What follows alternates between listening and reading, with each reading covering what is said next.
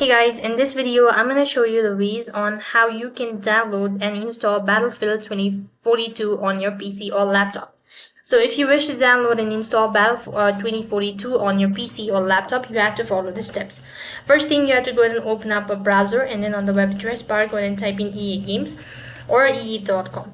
So here you have to go ahead and install the following application. Now here you have to go ahead and click on the download button, and then you have to install the following application on your device. So in my case, I happen to do it already, so I'm just gonna log into my account and tap the profile icon and go ahead and click on. Now if it is your first time, then you have to go ahead and create your account as well, and when you're done creating your account, go ahead and log in into your account, and then it's going to ask you to verify your identity. So a verification code is going to be sent through the registered email.